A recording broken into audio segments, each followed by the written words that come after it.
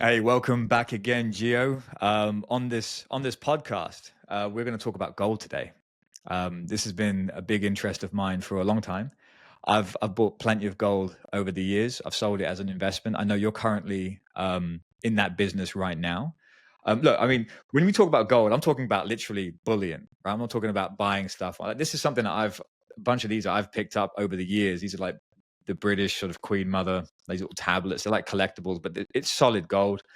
And there is a store of value. There's a store of value in these things. And look, even when I've bought like fancy sort of watches and items like that, I'll always tend to opt for gold because I know that they'll hold their value. You know, you can buy those, like, you know, if you look at watches, for instance, and I'll talk about watches for a sec because it really comes down to like, I've really, whenever I evaluate like good quality items, I'm always thinking about what's the intrinsic value, like what's there beneath. Like, you know, if it's a like a Rolex or whatever, it's like sometimes you have the rubber strap stuff. Like, they're good quality watches and they definitely are expensive, but are they as expensive as the price tag? You know, how much metal is actually in the watch? Like, how much craftsmanship is actually in there? And so, like, for example, like this thing here, this type of watch is freaking heavy. I don't even wear it that often because it's a dead weight on the arm and it's solid gold. So it's like gold as an investment, and it's going up in value, by the way. This has held its value. I think we bought this for like £800 in the UK many years ago, and this thing's worth thousands of pounds now. So it's like it tracks inflation, it goes up. There's a lot of benefits to it. So, you know, Gio, why don't I stop talking about gold because you're the expert here. I've just been a buyer. I've sold it in the past. There was a time when I knew more, but I've not kept up to date. And in the light of, like, let's be honest, in the light of like other stores of value that are popular today, like Bitcoin, like cryptocurrencies and various others, like, how does gold stack up? So, I mean, I've got a bunch of questions that I'm going to go through with you. So, Gio, why don't you give us a brief introduction as to gold, what it is as an investment class, and what are the benefits of investing into precious metals like that? Sure. So let's start on the fact that you inherently feel the value, and humans do. You know, we do. We know that gold has value.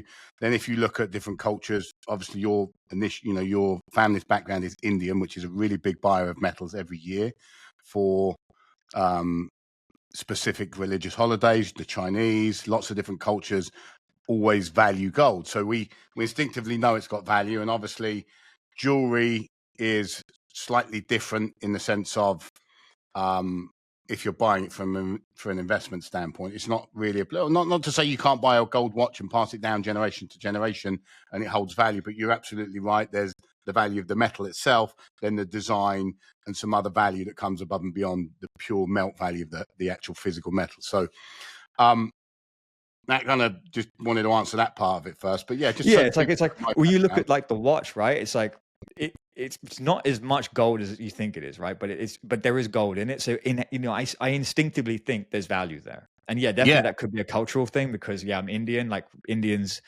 in a lot of the Eastern sort of cultures, we do sort of value gold. It tends to be the case. Like, isn't it Diwali? Is it Diwali, the big Indian Diwali? Yeah.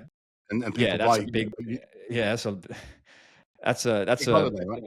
Yeah, it is a huge holiday, and it's a big gold, like, friggin' well, you'll see the price of gold and silver at specific times actually go up in value leading into these holidays. Really cool if you watch the price of gold. It's got a real correlation to those holidays. It's pretty cool stuff. Those guys, because I mean, everyone's buying it. We're gifting it. We're buying it. We're hoarding it. It's hand-me-downs. It's generational. When we see that, when it's, it's more valuable than when we receive it. When it's in your hand, when you have this like piece of metal in your hand, like you actually value it more than cash. Even though there's cash has liquidity and you can use it instantly, you do hoard this kind of stuff, and you want to hold on to it because you know it has value and you know it's going to go up in value. Or at least you think so. And even that's why we buy like the gold jewelry to go along with it, because there's this kind of like thought in the back of your mind. It's like, maybe I could melt it down one day, or maybe I know that if I want to sell it on, I know that people are going to value it the same way I do, and that's the most important. I'll give you a way to look at it in its most fundamental, simplest form. Let me just kind of tell people kind of my background so they understand where I'm coming from. I've been in this space, alternative investment. You and I have been in that for a very long time, and we've sold physical commodities from rare earth metals, gold and silver, diamonds, all these different assets. When they're real and physical and tangible, instinctively we know there's that safety in that, right? Obviously, there's some nuances to buying correctly and having the ability to sell it at some point in the future. But at its so I've been in that business for like 25 years internationally. Here in the States for about 5 years, worked for some of the largest, biggest dealers in the country. Recently shifted to more small boutique a dealer, which gives us more ability to give a different experience to the customer. And that's a podcast for another day, I'm sure. But to answer your question, and it's And that's most definitely fundamental. important. Yeah, it is. The experience, because it's like it can be seen as like the Wild West out there. Like people, like if we were to touch on that for just a sec, like, but it's a market where there has been a lot of like, and I know we're going to get into this later, like, and we will properly, but like just to like, I guess, tease to the future of this conversation, it's like there has been a lot of fraud around this stuff. Like you see people selling all sorts of different things, buy gold on margin, buy it for discount rates. Yeah. There's and you see these in like reputable newspapers like the Wall Street Journal and stuff like that, these like sort of ads for it. But like we will talk about that. I this is on my question. I have questions for you. Like today we have questions. Yeah, we'll dive into that. We're gonna quiz you, Gio. Yeah, that's okay. I mean, that's why we're doing this, right? So that we can put some content out there that helps people in their education. And that goes to my point. Most things that I've seen in my space, and I'm talking about the physical delivery of physical bullion, not leverage products, not paper assets, and I'm sure we'll get into that. But the biggest thing that I see is a lack of education. People are buying, whether it's bars or coins, they're buying physical metals and they don't know why they're buying it. They don't understand things like premiums and spreads. And again, if we'll dig into that, but and they're buying it for the wrong time frame. So it's not that they're buying a product that's particularly bad. Always, it's they don't understand why they're buying it and they don't understand some of the nuances. And most of these companies, they are very high pressure boiler room type companies. They're aggressively selling. We are very much the opposite. We're about educating them together, collaborative, walking through the process, making sure that they can understand why they're buying it, where it fits into their overall portfolio, how it plugs any potential gaps they may have, and what that looks like for the future. And then if they can get an education and feel like this is the next best step for them, we're able to help them do it. So, and this what I'm about to tell you now, this is a typical place I'll start with somebody because I want to get their mindset right about gold, what it does, because you get, lots of different understanding or misunderstanding of what it does. But at its most fundamental level, it's defense, right? It's preserving our purchasing power on our savings over the long term. And I'll give you a really good example. And I tell this to everybody, even tell my kids this. And this is to do with like the economic, like fluctuations, because when we talk about gold, it's like, we know it's a store of value, but that value goes up and down. And this is really talking about the economics of it, right? So that what goes up and down is the paper price of gold and silver in the short term. You'll see that fluctuation because Wall Street again, and the institutional banks, they get hold of this stuff and they turn it into a derivative and they're trading these contracts. Again, this is going down at Pandora's box, but opening Pandora's box, should I say? But they're trading the price of gold and silver. That gold and silver doesn't even move it these days, right? So they're trading futures and options contracts on it, and they're pushing the price up and they're dumping the price and they're taking short-term profits. Effectively, that 1 ounce of gold and silver doesn't move, doesn't change, right? So there's something to be said about that. And then there's the time horizon of any investment, right? So now again, none of this is investment advice. We're talking about buying physical gold, but what it does, let me give you this example to kind of set the frame so you understand it, and people listening can really get a good sense of it, how it preserves our purchasing power over the long term, because that's fundamentally the number one reason why somebody should buy it. Everything else in terms of potential growth and all these other things that can drive the price should be added benefits and bonuses to it. So think about this. We go back to 1940, okay?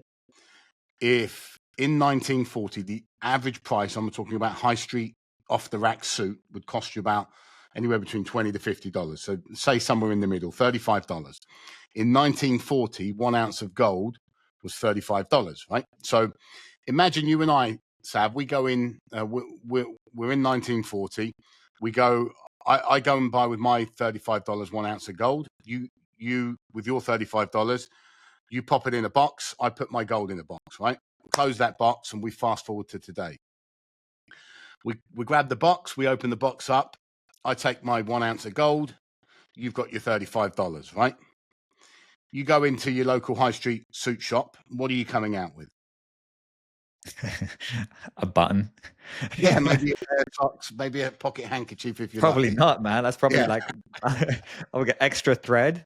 Yeah, well, I'm not talking to Giovanni, you know, $35 is not going to get you much today. It's not, right? So now for me, I take my 1 ounce of gold like you've got in your hand, right? Yours is 5 ounces, if I recall, because we were talking about that off camera. That's worth about $10,000, right? This is worth 10,000. Yeah. Yeah. So if we take that one ounce gold coin we bought back in 1940, we convert it to that on today's price, we're getting about $2,400 for it, right? So now, and this is something I did actually 3 weeks ago. I bought 3 suits, a belt, 3 pocket handkerchiefs, and a pair of leather shoes for $900. So I've bought more of the goods and services that I want and need, and I've got change. That is in its most fundamental, at its most fundamental level, what gold and silver can do for you over the long term, right? Does that make sense? Yeah, it does. So it grows, and it's like that dollar value doesn't, you know. So okay, so when it comes to buying gold, then I mean, back in the day, right? You know, it was accessible in the sense that you could actually use it. There was a gold standard, and well, also you could have like gold coins. You could pay in gold, right? But now it's not like I can just go and buy gold. I mean, I can go and buy jewelry that's made of gold easily enough, right? I can hoard that, but you know, I mean, like again, like you look at a watch, like how much gold. I mean, it's a heavy watch, but like you look at the size of like the weight of this watch versus the weight of this bar. This is heavier, and this watch was way more expensive than 10,000. Right, so I know that the value of gold is not there in the watch. Really, it's right it's like because you're paying. Jewelry is something that people will often start there and feel like that's their entry into buying metals. If you're buying physical metals to defend the purchasing power of your savings, because the currency issued by the government is devaluing, which it is all over the world, because there's no currency out there that has any intrinsic value. It's all disattached from anything physical, like gold and silver was at a time where our currency, our governments were held accountable because there was a direct value from the gold to the peg to the dollar or whatever currency. That doesn't exist. When it comes to jewelry, you're paying for the metal and you're paying for somebody's design and all the other things that come with it. So you're effectively overpaying for metal. So you wouldn't necessarily be buying jewelry to preserve over the long term. Now, it's jewelry always has value. That's why people instinctively feel like, okay, this has always got value, because there will always be value. A watch can never go to zero, a gold watch, right? And neither can a gold coin, because it always has intrinsic, there's always the value of the metal, right? But when you're in that realm, you're buying a product that has, I mean, there's watches for $500,000 that have got diamonds all over it, designed by specific diamonds. The actual intrinsic value of that watch is not $500,000, right? So it's slightly different area. If you want to do it, like I say, to protect your money over the long term, that's not where you would go. Yeah, it's like a good gateway. And then if you like want to take it seriously, you can get educated on it, right? So it's like, but then when you do want to start like self-educating and start looking at options online, you've got things like options out there for investing in ETFs and like paper gold and that kind of thing. Like, how can you buy it? So instead of going to like the local pawn shop and asking for gold, or trying to melt stuff down and come back with a bar, or going to your local bullion dealer, if that even is a thing today. I don't even know if that is a thing. I remember seeing them once upon a time, but how often do you see those now? But how do you invest? I mean, there's ETFs, there's paper, there's what else is there? What are the options? So you can buy paper gold and you can buy the physical real gold. All we deal with as a company, me personally, is the physical asset. So you can buy what's called an ETF, which is an exchange traded fund, which is in essence paper. So you're buying shares typically in that. Now there's a bunch of different funds. There's one or two that actually own the physical metals themselves. I think there may be one that you can actually get into that fund and you actually do have a claim to some gold, but the majority of them, you've got no claim to gold or silver. You don't own it. You own a share in a fund that buys either gold physically itself, which is few and far between, or they buy or trade contracts and options, futures and options contracts on the metal. So again, they don't even own it. And there's another, I read an article once that there's 10,000 claims to every 1 ounce of gold traded in the paper market. So again, it's the danger of that is when the markets lose liquidity and we have some issue in the financial sector, well, that the value of that can dissipate straight away, right? And again, you have no legal claim to it when all you own is a fund within that. Same as like buying a mining company. A lot of people say, well, I own, a mining company, gold's going up. Well, you may own shares in that mining company, but what if that CEO is mismanaging the company?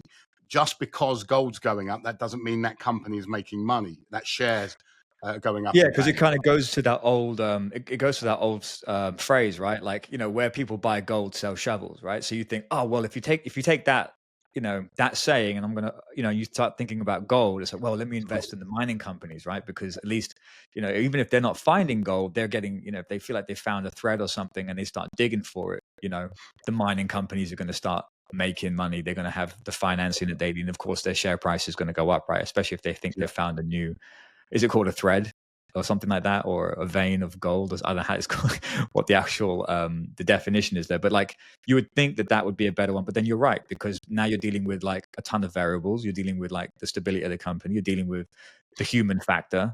The CEOs involved. Can they take your money and go out there and do good business with it? Can they invest it right?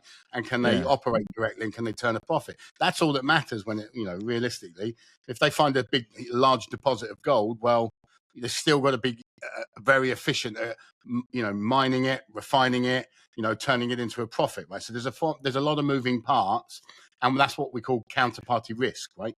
So when you're buying physical gold and silver, there is no counterparty risk. Okay, I mean, there's risk, and we'll go into that, but there's no third-party counter risk if you've got that piece of gold you own in your hand. Doesn't matter what a fund manager does or the stock markets do, right? You've got it, and there's no, it doesn't. You're not reliant on anybody else for that to perform. So, you asked earlier about what are the benefits of investing in precious metals. I would say, look, you can own ETFs. I'm not saying anybody shouldn't. Again, I'm not a financial advisor, so I don't advise on ETFs. But I think there's a place for everything, right? There's layers of these things. If you're going to own stocks and shares, paper assets, then there's layers of diversity. And that's where metals come in. If you own ETFs and even have a diverse paper portfolio, well, you've still got paper. It's still attached to the banking system. And at a base level, it's all in US dollars, right? When you're buying gold, you're getting out of the currency, outside of the financial system. So it's a hedge against inflation, the money printing that goes on and will continue to go on. And God knows what happens or is going to happen when this digital currency kicks in fully. So all of these things are unknown, right? So that's where, I buy gold for. I don't know what's going to happen. I'm not saying I do, but I know that the dollar's devaluing. So I'm stepping out of that in my savings. The stuff that I don't need to operate with, right? I'm always going to stay in currency because, like you said, I can't go and pay my bills and buy milk and eggs and steak with gold and silver right now. There was a time gold and silver was money. Now it's not money anymore. I don't want to dive into the definition of money, but it's not used as what we would call currency anymore. So it's used as a store of wealth outside the system. So you've got diversity, you've got a hedge against inflation and currency devaluation. It's tangible physical ownership that only you control. So there's that. There's no counterparty risk. It's outside of the banking system, and the way that I view it and my customers view it when they know this is the right move for them is long-term insurance over the money that they need. The savings that they have, they've got them so that they can pay for goods and services, right? And their insurance, their dental, their medical, their lifestyle in the future.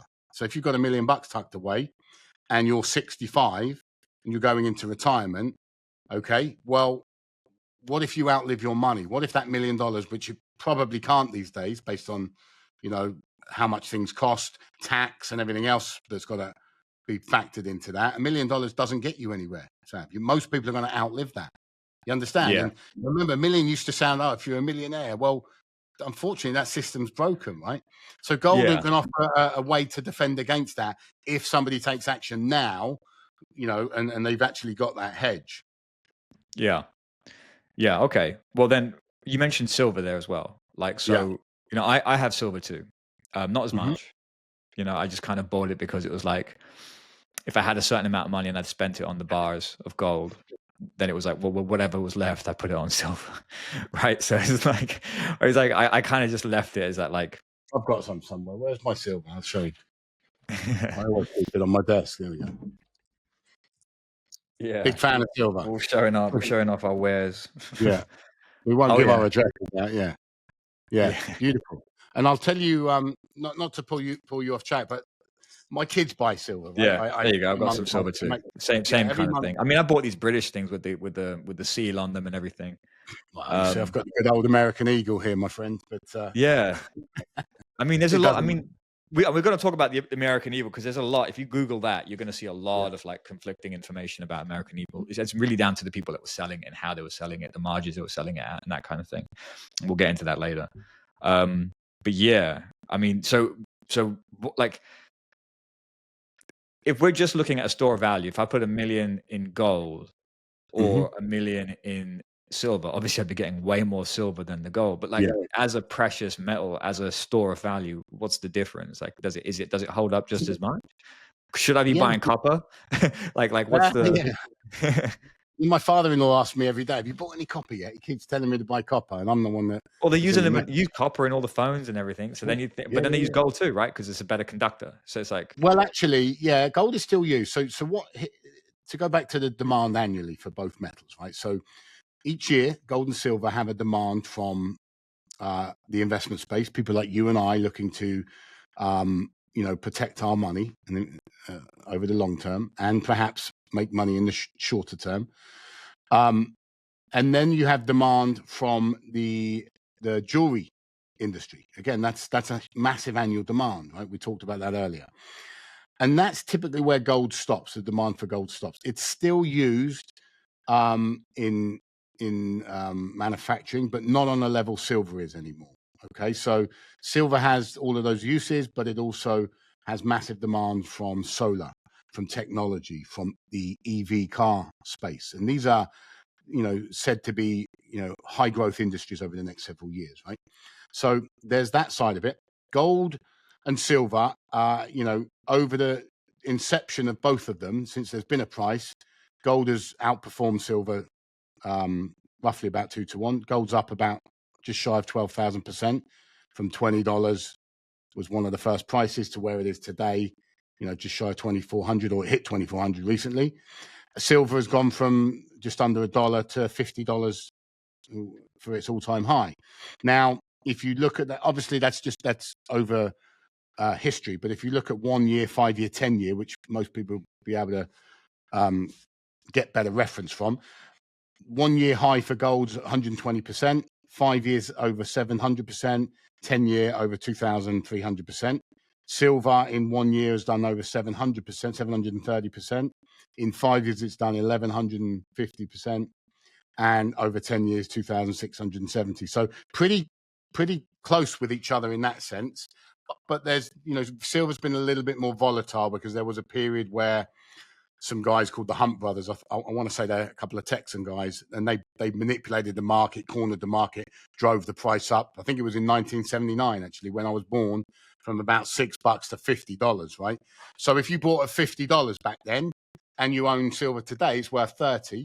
Well, you may feel like you've lost money, but if you actually looked at when you bought it, what it bought you in terms of goods and services, and what it can today, you'll probably still be better off, right? So there's, if you buy gold and silver today and you sell it in 6 months, you can lose money, right? But if you hold these metals over the long term, if you held gold over the long term, well, effectively you're going to do really well.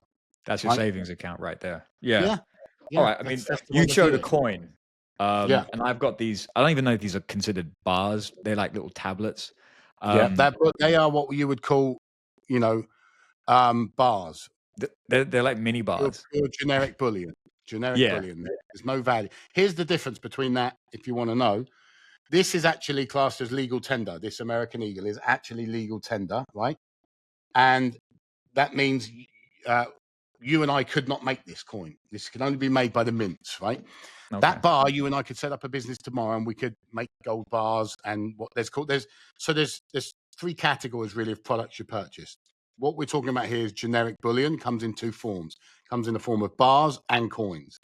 Within that, some subsectors. Bars, which could be called ingots and rounds, but effectively, so they are the same thing. They are all valued on the melt value of gold and silver in any given day. You will pay more of a premium for the coin, for the American, because this is legal tender and it's more recognized, right? So that's really the difference. And effectively, there's a face value on this, right? So some of these gold coins are worth $50 face value on the coin, but it's worth $2,300. But you could effectively go in a store and use it as a $50 piece. You wouldn't want to, because you'd be selling yourself short, right? That would be silly. Yeah. Yeah, it'd be silly. So, but you and I could set up a business tomorrow, make gold bars and rounds and all these things. What we couldn't do is set up a business and make, silver American Eagles or the Britannias, where we're from originally, the Britannia or the South African Cougar, and that would be counterfeiting, right? We'd be arrested for it. Right. So, yeah, because that's literally, that's money. That's legal tender. Yeah, exactly. Yeah. Government issued legal tender in essence, right? Okay. When it was good, when you could stuff your money under the mattress, right? You hear all these older people, I'm just going to put my money in the garden or under the mattress. Because they come from a time when you could do that effectively. Yeah. But now it's like putting a block of ice in the garden, right? On a nice sunny day, you come back in a few hours and where is it? It's melted. So what you got to do with your long-term savings, I'm not saying that short-term, 3, 5, 7 years and beyond, money that you're not going to need for the next couple of years, you're just a block of ice in the garden. Go grab it, stick it in the freezer. That's effectively what you're doing when you're buying physical metals. And that's a good analogy, actually. Yeah. I like that analogy. That's like, because when you're like, everyone knows, I think everyone's got it, right? Leaving your money in a savings account, it's going to get eaten away. You're making the worst kind of interest on it. It's not a good place to have a large store of value. And that's why people start to go to their financial advisors and they start to ask, where should I be putting their money? And they get given options like, I'll put it into these index funds, put it into these mutual funds, put it into real estate. You know why that is? You know why people, go after risk? Why people are willing to take risk? Go on. Because they have to. They instinctively know they can't leave it in cash. Because the only reason you would go after risk is so that your money will buy you the same goods and services in the future. You can defend your standard of living, right? So that's why you have to go and take risk. And there's nothing wrong with risk if it's calculated and it's controlled. But that's why they have to do it. Even if you look at some of these CDs in banks, some of these banks are offering 4 or 5% now to lock your money away. But again, real rates of inflation, not what these talking heads on TV tell us, real rates of inflation, the cost of your gas, your petrol, if you're in the UK listening, your bread, milk, eggs, these things are the cost of my eggs have doubled over the last couple of years. Even my car, which is small, it's not a huge one. The things cost me nearly double. So that's wages aren't keeping up with it. Right? Wages just do not keep up with real rates of inflation. So there's a level of education needed, because some people, I talk to them every day, I'm getting 5% in the bank. They think they're winning. Yeah. Right. That's without taking inherent risk going into stocks, bonds, mutual funds, where your principal is at risk, where overnight, all of a sudden, you can lose 30%. All right. So if I was to, and I don't want to lose that kind of money. So if I was to try and buy it, then how, should I be buying the bars or should I be buying the coins then? You said that there was more value with the, so is it better for me to buy $100,000 worth of coins that have, they're from the mint, so they're classified as legal tender, even though we'd never spend them. I'm not going to spend the $1 or the $50 coin, but is that a better investment, or should I be buying bars?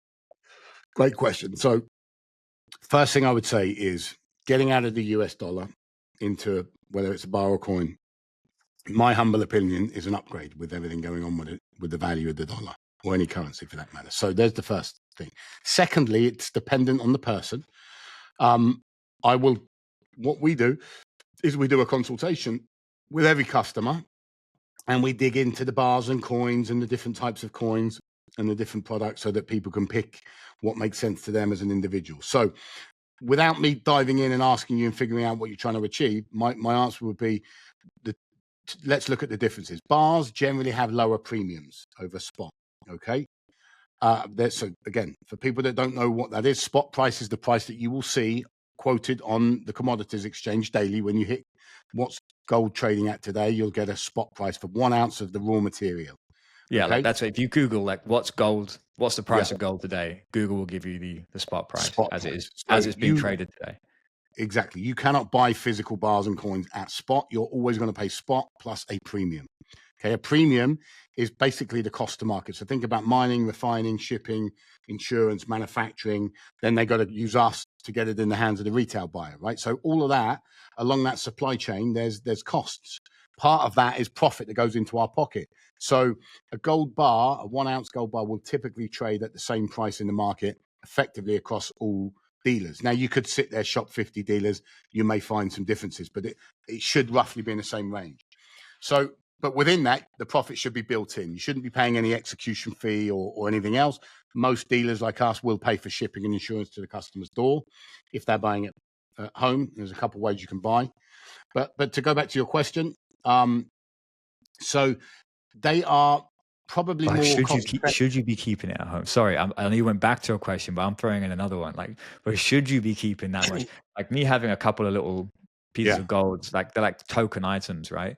But like, Mhm. should you be like, storing gold in your crib, in your Yeah, house? well, interesting. Well, look, do Look you like a want to tell drug your dealer neighbours on there, that you're stacked with gold? Yeah. Do you want to tell your neighbours? Probably not. Most of my customers, I want to say they're all the same, obviously, but we do business all over the United States. But a lot of my customers, they believe in the gun rights, and they've got safes and guns, and they're happy having it at home. But Yeah.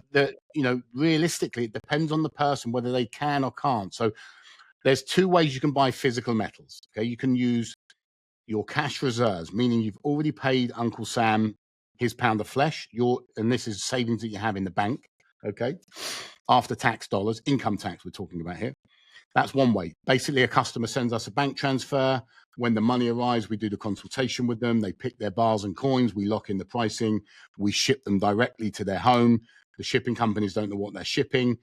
An armored truck is not coming up the street, which is probably one of the most common questions I get. My neighbor's going to know what I'm getting. It's really, really discreet. They sign for it. Only when they get it in their hand are they liable, right? That's the way our business model works. They pop it in their safe. They could effectively go and put it at your local bank in a safety deposit box or get a private vault. But the costs start to, depending on how much somebody's buying, the costs will become, No, they'll start adding up. yeah, they start adding up. Exactly. So that may or may not be the right thing for somebody, is my point. It's all dependent on the individual. But effectively, if someone's comfortable, yeah, I mean, you can do so many different things nowadays to be creative.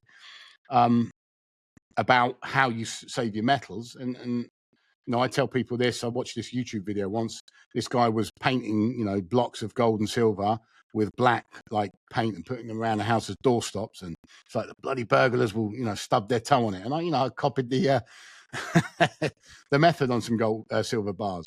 So there's ways you can get and comfortable with it. And then, if you're somebody that says, if I don't touch it, I don't own it, well, then you're going to want it at home, right?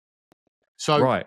Yeah. it's all up to the individual, is the answer. The other way to buy metals Because I suppose is, if you're not buying the paper and you're buying the physical gold, you do want to have it with you. That's the whole point of it, yeah, right? yeah, if you can. Like, some people don't have the luxury. They have their money tied up in America. That's, the majority of people have got their money in some type of tax-deferred retirement account, like a 401k, IRA, annuity, TSP, 457, whatever it is. They're all just labels from the IRS, meaning that their money's saved in these accounts and invested in the markets, right? Or even if they're in cash, they're in the institutions and the banking system. And people have concern over that, quite rightly so, with everything going on. So what a lot of people don't realize, they come to us saying they want to buy with cash savings, but they don't realize you can actually use money from those accounts if they qualify and buy physical metals. The difference being you pick a vault and the metals are shipped to a private vault. a non-banking, non-government entity, private vault, fully insured up to $1 billion by Lloyd's of London. These typically is the insurance policy on these vaults, and your metals will sit there, bars and coins, whatever they are, in physical form in a vault for you. You can go and pick them up, drive them, but the IRS have allowed you to do it this way, so they stay tax deferred. You're moving money tax deferred, penalty free, basically from your left pocket. Think about this. So it's a good analogy. You'll probably know by now I like analogies, right?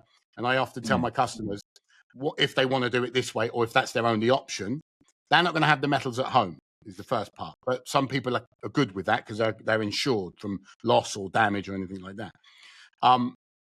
They've got money in you got money in your left pocket and it's got a hole in it and you're worried about it falling out. We set you up a precious metals IRA, and you move the money from your left pocket to your right pocket. It's nice and safe and sewn up.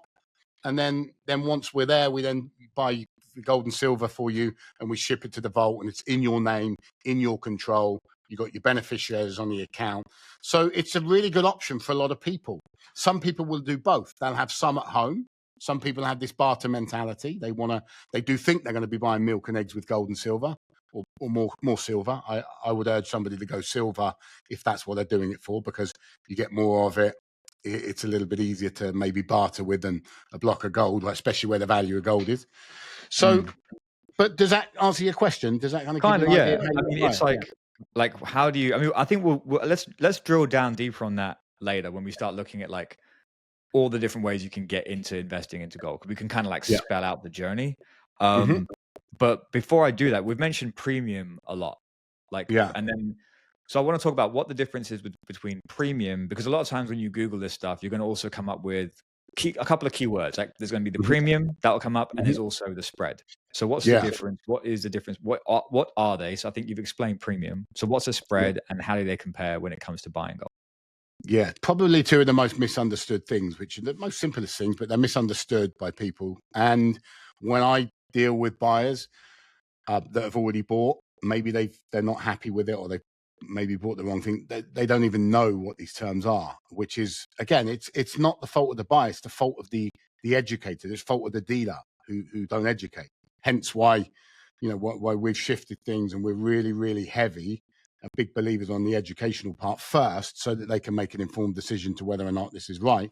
And these are the things they don't know to ask, or some of them do and they don't understand them. So with that said, again, premium is the cost to get it to market, into the finished product, into the hand of the retail buyer. What is a spread? So it's to summarize it, it's really the difference between what we sell at and what we buy back at. And I'll give you an example. Theoretically, you should never pay for a spread as an investor. And what I mean by that is the market should pay for that spread for you, and it has to if you're going to be profitable, right? Spreads can vary, and so can premiums, by the way. It's based on supply and demand, features and benefit of the particular product, okay? There's nothing wrong with premiums, and there's nothing wrong with spreads. They have a negative connotation because of how they're misunderstood or not explained in the first place. That's where I typically see a negative connotation with these terms. So spread, I'll give you an example. Let's say you buy today a gold coin, just keep it really simple. Let's say it's $50, just to keep the numbers simple. And you hold on to that for 3 years. You'll know your spread before you buy any product, by the way. Dealers go over the spread with you.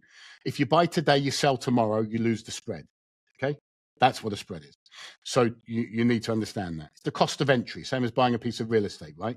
There's closing costs. So if you buy today, you've not made any money if you're looking to sell that piece of real estate tomorrow, unless you're forcing equity. So same with this, with a coin. You've got to hold it so it goes up in value.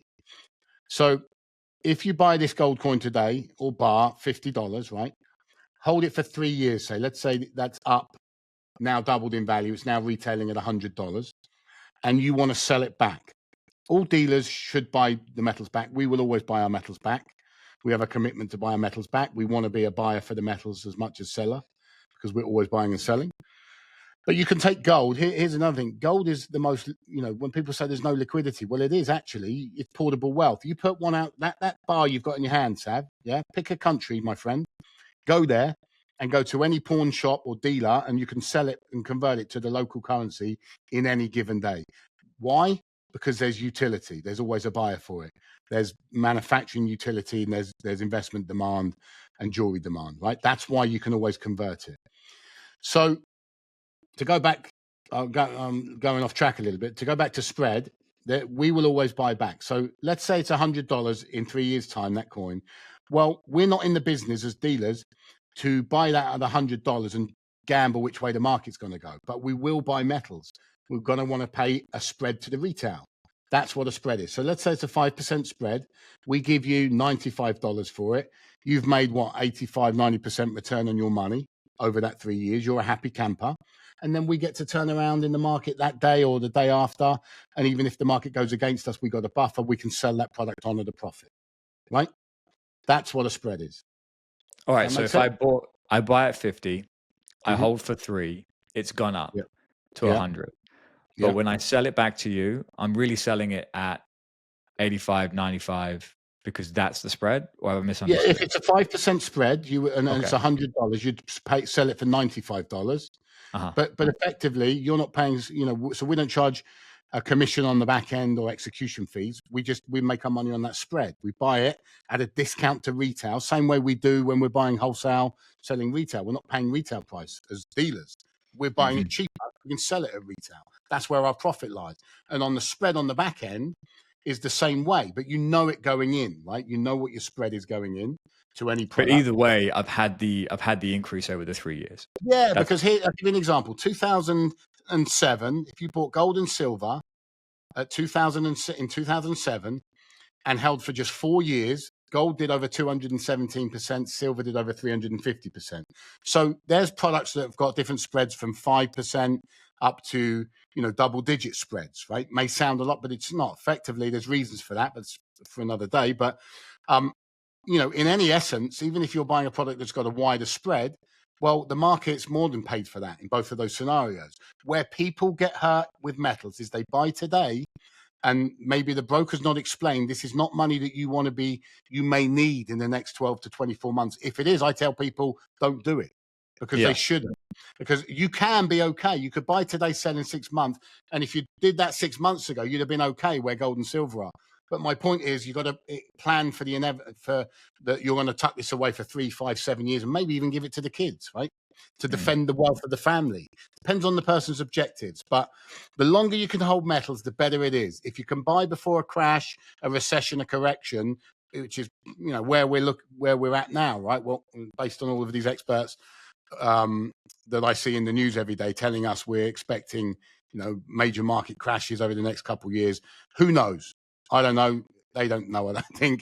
But we do know something's going on. We know the dollar's getting destroyed. So now would be a good time to buy before that happens, if this is pre-2008.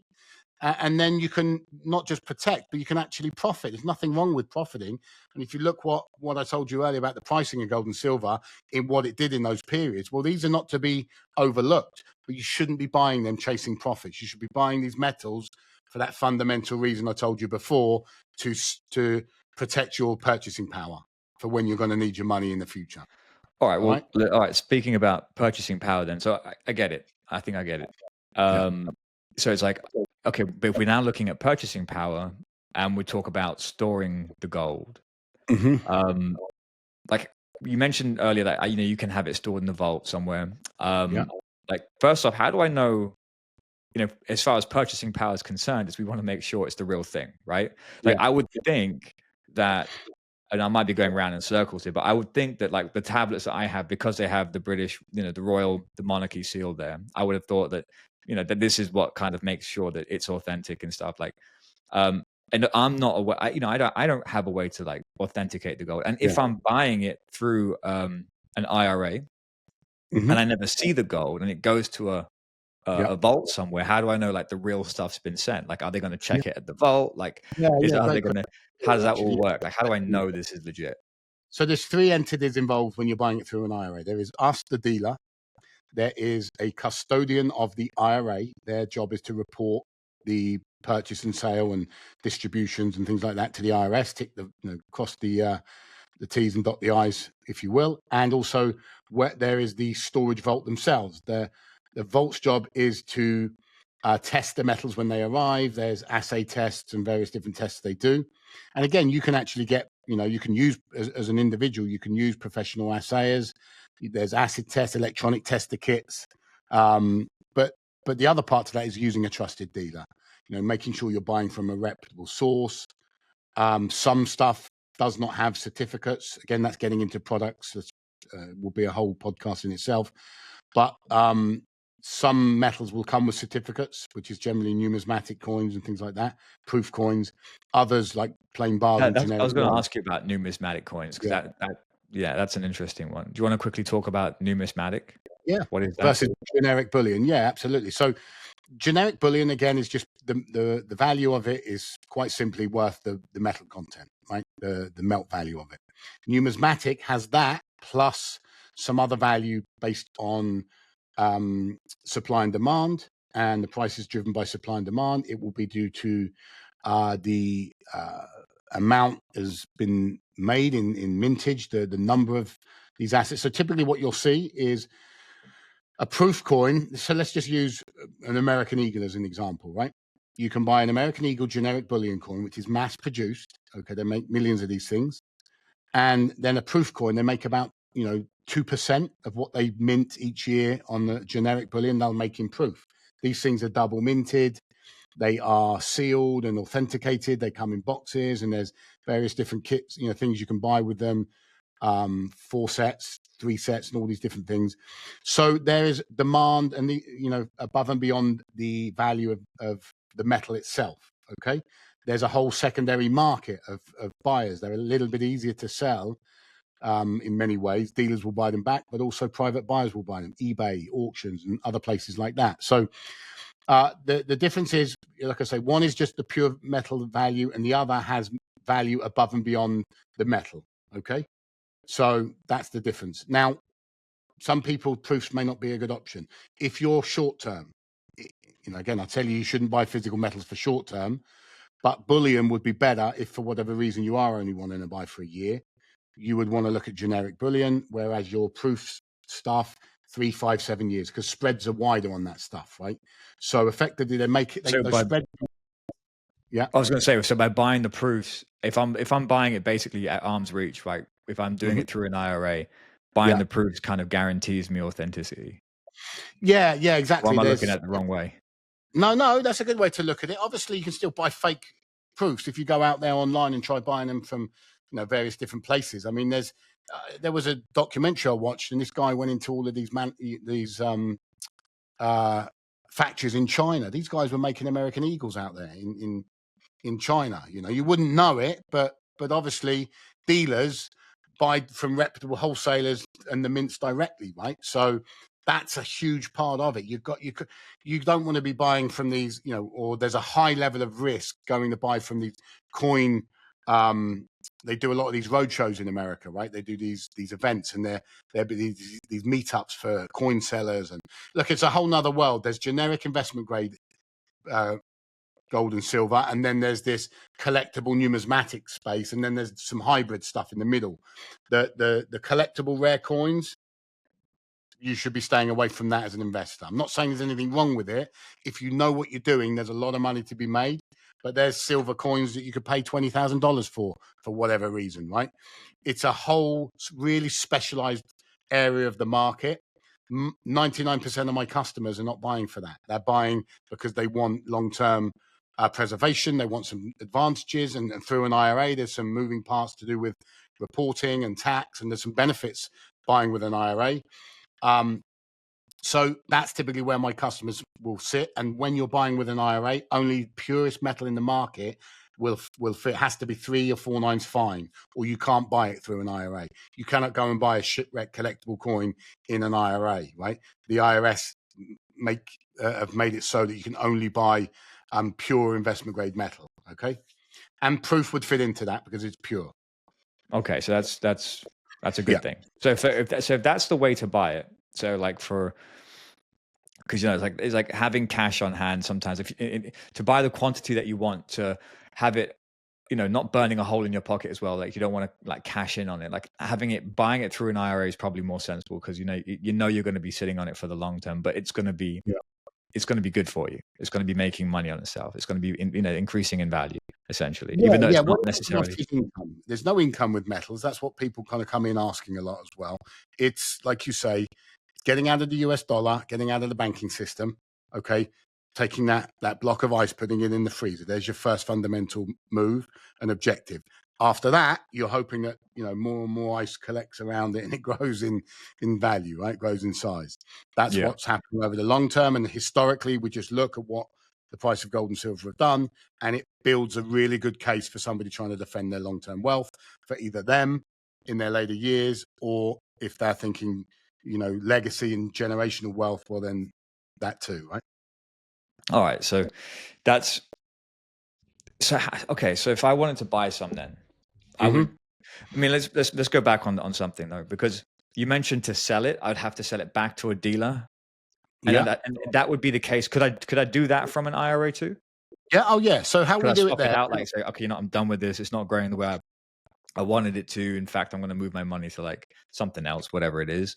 Can I then, through the IRA, once I've purchased it, is it just done, or can I actually go back and say, actually, let's release the funds in this? I want the new value of it, and buy something really good. else, maybe. That's a super smart question, because you haven't. What we're doing, the way we're doing it, is a rollover. You're staying tax deferred, so we're going from your left pocket, like I said, your original account, to the new IRA. That IRA technically is what's called a self-directed IRA. It's with a custodian, and with each individual custodian, you'll have an ability to invest in lots of different things. So most real estate investors know what the self-directed IRA is. Wall Street don't push them because they don't make money on these things, right? These are for the active investor. You own it, you control it. So let's say we've done this for you, you've bought gold, and we're 5 years down the road and you want to sell some of your gold. Maybe you've doubled your money in the next crash, and you now want to use. Or someone's told me to buy something else, right? Whatever. You change your mind, or maybe the kids need the money. Well, let's say I've got like $1 million, like in assets. I got like some real estate, I've got some mutual funds in there, and then I've got a good healthy chunk in gold. And someone's told me to diversify some of my portfolio into some crypto something, or some kind of stock. Like Tesla's going to go blow through the roof, and you want to buy a boatload of that stock. And I feel like, and so I want to release some money, and I'm deciding I want to do it from the gold. Can that be done or no? Absolutely. So you would call the dealer, okay? You'll always have your dealer of record on play. You'd call us. We would buy the metals back. The vault will just shift it into our account. We will then wire the money back into the IRA, and then you're back in cash in that IRA. And then if that IRA allows you to invest, with most of them, you can do stocks, bonds, mutual funds, and then a whole host of other things, from land, real estate, loan notes, agriculture, oil and gas. If not, you'd go back into, say, if you were with Fidelity in the first place, and that's where you got to access that investment, you go back to Fidelity and you do it. But none of it is a distribution. You're staying tax deferred, right? So yes, it's the answer. And I see it done a lot.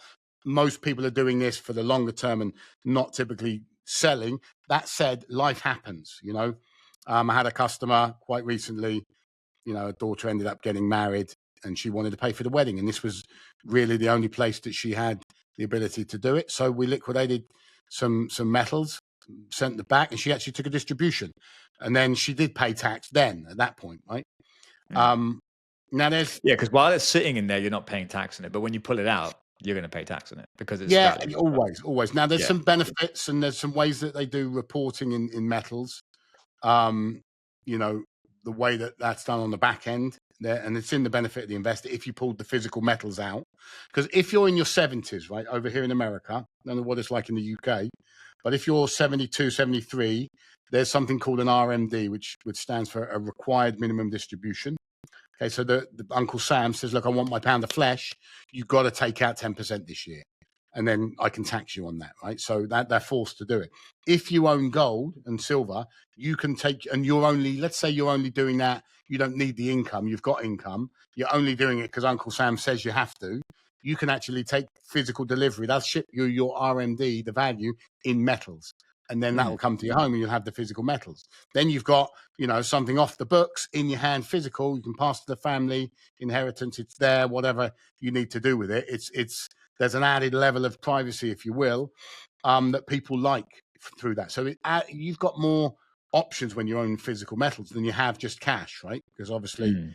taking away some, you're structuring away that risk, and then you've got a few different options. So yeah, there's a few different things you can do with it. But personally, I think it improves the situation, depending on the individual and what stage in life they're at and what they're trying to achieve, right? It's not for everybody. Depending on if somebody's young and aggressive and they don't care about these things, well, get out there, speculate, and do what you got to do. I think that there's a place even for somebody that's young to buy metals. Most of our customers are coming up to retirement age or in it. I still think that, the young need to do this. My kids, I was going to tell you this story, and I think it's really powerful. So we bought these $14 about 4 years ago, right? So every month, every bit of money my kids get, 25% has to go to precious metals. 25% goes in what we call the freedom fund, and they can spend it on whatever they like. I've got no control over that. I want to get them getting used to letting money go. And then 50% is in a pot called their investment fund, which is saved only for passive income investments. Or something like my kid bought a stock trading course. He's only 11. He paid a couple of $100 for it. I let him use that investment money to invest in that course so he could do this for 8 weeks on a Zoom with, a trader. And so he did it for kids. How old is he? He's 11, yeah. 11? Yeah, he's 11, He's learning how to trade. Yeah, I mean, hey, it's an investment in the knowledge, right? So anyway, these kids have got investing in this. yourself is number one, I think. Before you can start investing anywhere else, like you got to make sure that you're capable of producing more. I always believe that. Yeah, you got to get educated. But this was really powerful. So my son came up to me. He came to my office, and I have these on my in my hand every day just to remind me of what I'm doing, right, and the physicality of it. And he's like, "What's this, Daddy? I've got some of these." I said, "Yeah, remember when we bought these at $14?" So, and then he found on my desk here, I've got this note from Zimbabwe, Reserve Bank of Zimbabwe. Look at that, $50 trillion. Oh yeah. And my son was going, $50 trillion. I said, well, let me tell you, son, this is worthless, right? So what happened is we had $14, right? And you bought these, okay, 4 years ago. If we'd have put that use that box analogy. If we'd have put that $14 in just to your savings box, right, your piggy bank, as we call it in England, and then took that out, you got your $14. Well, now this thing here, we converted it back then into physical silver. This thing's now worth $31. He said, so I've got double my money. I said, yeah. And all you've done is the same thing. You could have saved that money in the bank, right? But you chose not to. You chose to. Well, he was forced to, but yeah. So we did it in that. And so and that's just 4 years, dude. That's a really powerful lesson for anybody to learn, I think. Okay, but what's like the ultimate risk then? Because everything's like a good case for gold. The only thing that you'd have to get comfortable with gold is that it's not income producing. It's not like buying real estate. You can buy real estate, it goes up in value. If it income produces, you're in a good place. But then you're dealing with like bubbles bursting. You're dealing with market forces. So there's real estate and then there's gold. And the reason I say there's real estate is because I'm looking at like what are the worst things that can happen with real estate in terms of like it going through the floor and like my money being tied up in real estate being worthless, unable to sell it. What's like the biggest risks with gold? So it feels like an ultimate one. Yeah, well, loss, right? The theft or loss is the biggest risk, I would say. And time horizon. If you buy gold today and you're forced to sell it on somebody else's terms other than your own, in terms of time, there's your risk, right? So market prices fluctuate daily, okay? So, like I say, if you buy today and you're forced to sell it in 3 weeks, well, there's risk, a lot of risk in that. The longer you hold it, the less that risk will be there for you. Then the liquidity, I suppose, could be a risk. It's not that you can sell it. Well, you could. If you had it in your hand, you can walk to a dealer today and convert it. But like if you've got it in an IRA, that takes about 72 hours start to finish to liquidate, right? So there's a little bit of time in that. And that's really what I would say is the risk. And the first thing is a lot of people come in when they're considering metals and they almost have this mentality of either or, right? You don't need to compare gold and silver to stocks, bonds, mutual funds. I think it's the wrong way to look at it. The only thing I'm looking at always for me is the currency. Do we know this to be true is my question. Do we know that the US dollar or any other currency for that matter is continually devaluing? They're printing more of it every single week, right? It continues to go on. Our money doesn't get stronger, does it? It doesn't get more valuable unless we invest it and take risk on or get out of it. Like, it's the only way to do it. That's why there's a whole market of investment. Otherwise, we'd just tuck it under the mattress. Yeah. So effectively, we've really got to keep that in the forefront of our mind. But you don't have to decide all or nothing.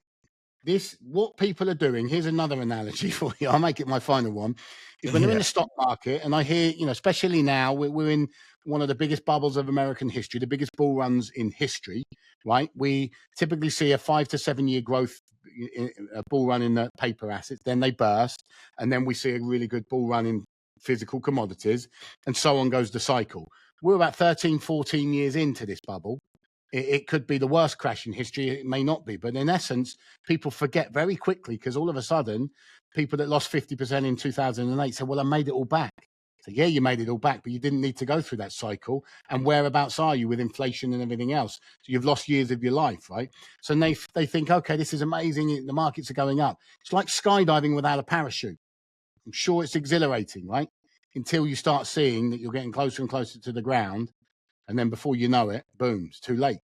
Well, gold and silver having something outside of the banking system, and we can maybe talk about Bitcoin because I think we should bring that up in a minute because that's effectively outside of the banking system, but there's some differences. But anyway, gold and silver is your parachute, my friend. That's what's going to help you when these things go wrong, because they always do. Yeah. I mean, Bitcoin's been useful for me.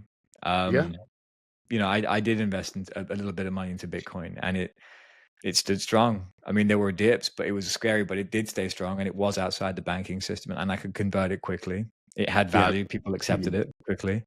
But I also saw some stuff to do with gold out there. Like they kind of like that vault you talk about. They tokenize the value of. It's like kind of like bringing back the gold standard. Like they hoard a bunch of gold and then they tokenize it, and then that is a stable coin or something like that. I don't know how that works, but I don't know enough about it to talk about it. Let me talk to that again, because again, for that to happen, okay, and it sounds great, right? Oh, well, I can just go and buy this token. It's got gold behind it, right? So if someone's willing to do that, then you should absolutely be willing to buy physical, because all you're doing when you're buying physical, or if let's say that token exists today, you're still handing your money over to somebody, and you've got third-party counter risk.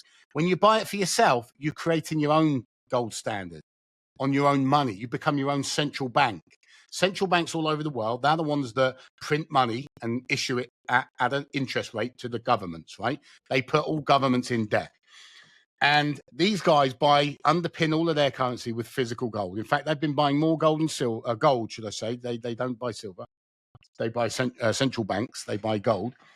They have bought more gold than any time in the last 55 years. They're massively buying. I think they broke records again this first quarter, 2004. We can do that on a small level, right? Would they buy directly from me? No, they wouldn't buy from you. They're fine. But I'm just saying, could I walk into a bank with some gold? Or could I go in there with my... I'm talking about central banks. Not, all right. I'm not talking about high street banks or investment banks. Central banks. These are the people that create the currency. And that's, again, I don't want to go open Pandora's box on fractional banking and central banking. That would be a whole podcast, and we should do that. I think we should, because I feel like I want to Google something there and find out. Be careful. You'll have a tin hat on before you know it. You spend too much time with me, but I wear a tin hat because of my hair. It's falling out. But no, all jokes aside, go back to the point. We can create our own central bank. So our own gold standard, should I say, right? We can just... That's what we're doing. You wouldn't need to give it to some token. I'm not to say that wouldn't be an option of diversity if there's maybe upside speculation in it. But if you're trying to just achieve to save your money, and this is where I say with Bitcoin, it's really marketed well, and it's also marketed, it ticks the boxes for a lot of buyers of physical metal because it's portrayed as the same thing. Well, number one, do you know the story behind Bitcoin? It's supposed to be invented by some Japanese guy that nobody even knows who he is, where he is on some island. It's crazy how So yeah, it's right? crazy how we're so happy. Like I was so happy buying Bitcoin, Yeah, even when because there's all this like mystery behind it. It's like, what am I doing? no point. There's It's no not even a utility logical for it. thing. There's no utility for it. It's still digital. There's nothing physical and Yeah, tangible about it. Yes, people will take it as a mode of exchange right now, but the volatility of it, if you really look at it, is crazy. So yeah, is there a place for it? For me personally, yeah, I'd be willing to spend. I do, and I've got Bitcoin and other crypto, and I wouldn't say it's much more than 5% of my portfolio, because to me it's still speculative at best, especially now Wall Street have got it and they've turned it into a real asset class. That looks great for stability, but it also, we've seen what Wall Street have done with every other derivative, right? They manipulate it and they abuse it for yeah. profit. So With crypto, I someone said this to me once, and I've taken it to heart. Like what I'm thinking about doing going forward, I won't buy cryptocurrency. I'll get paid in it.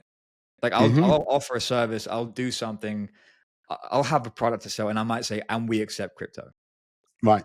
You can pay for this in Bitcoin, because I don't want to actually go ahead and buy it, but I do want to have some there as a safety net just in case it does skyrocket like it had done prior, and it did double in value. But I know that this is not like a safe bet for the future. I know it's a good bet maybe, but not a safe one. Like it's still Yeah. speculating. So I'm Yeah. like, Well, that's what I mean. That's what you've got to compartmentalize it. That's why I don't put gold next to crypto. It's yeah. got some similarities, absolutely, but I don't decide But a one or lot of the other. people do. Like there's a lot of No, books out there. There's a lot of like, absolutely.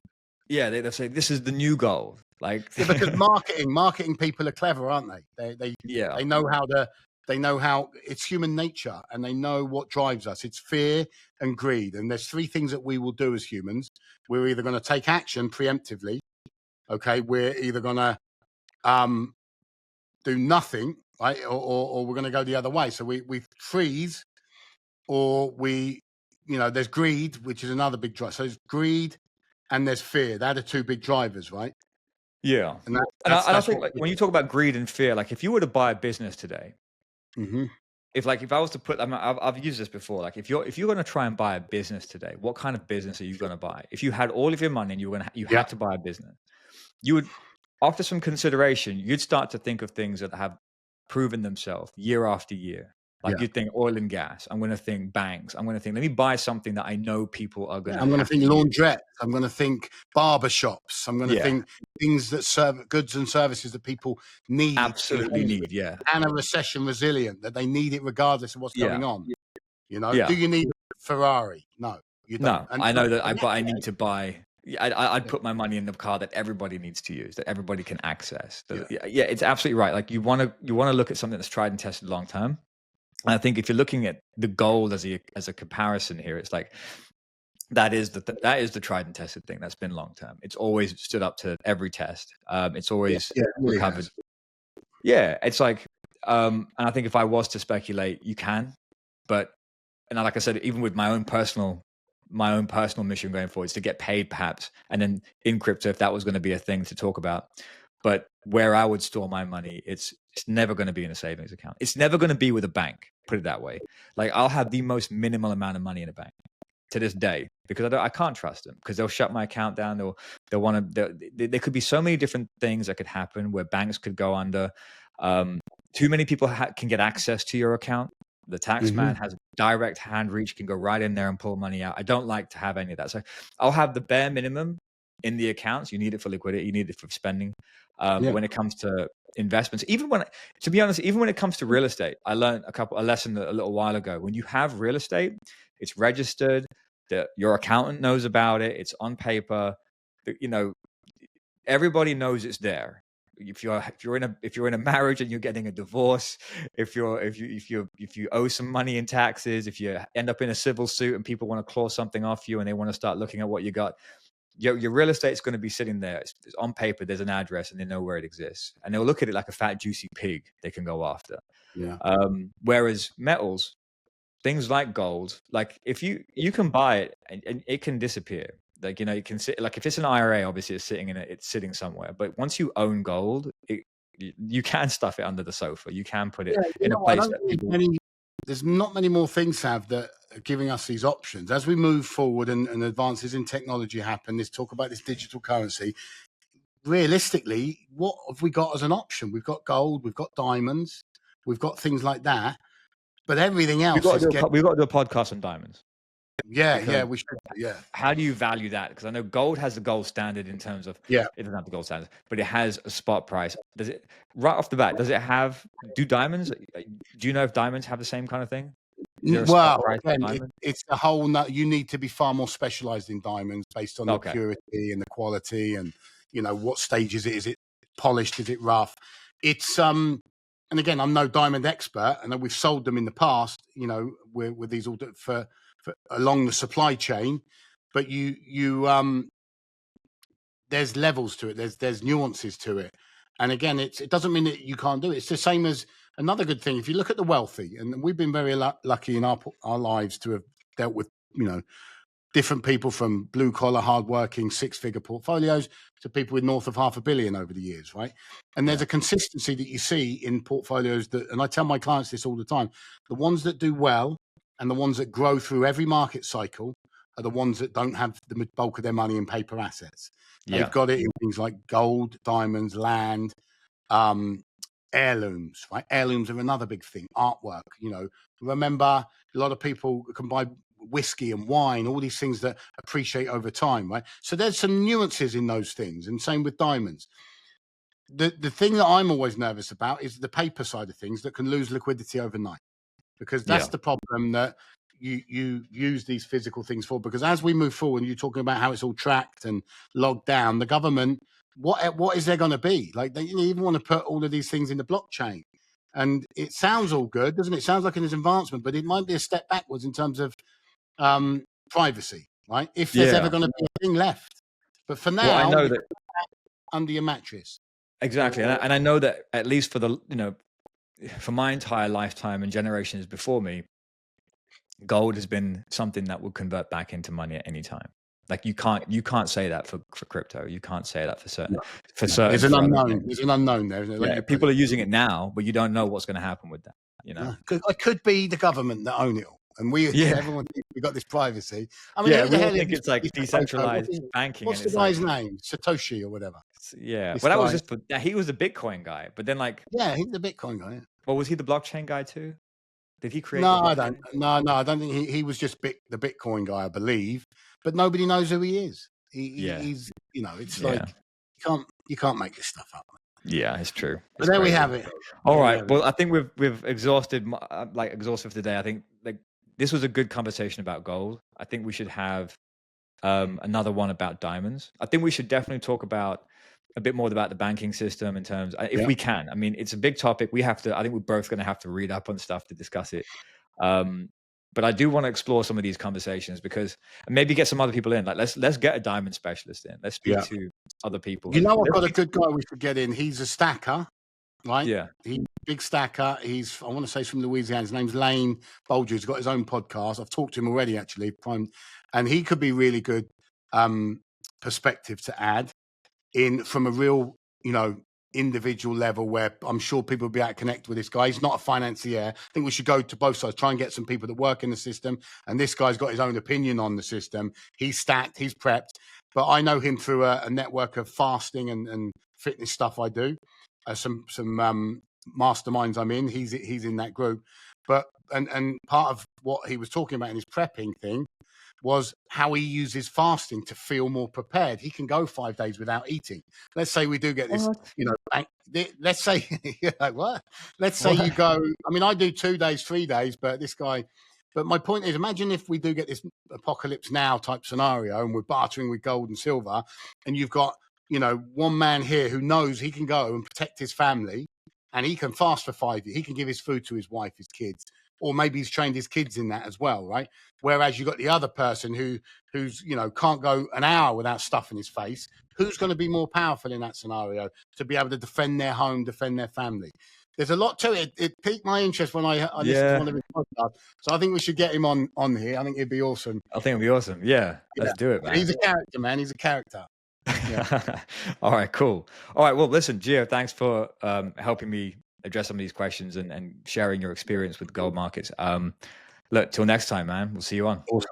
Thanks, man. Appreciate it.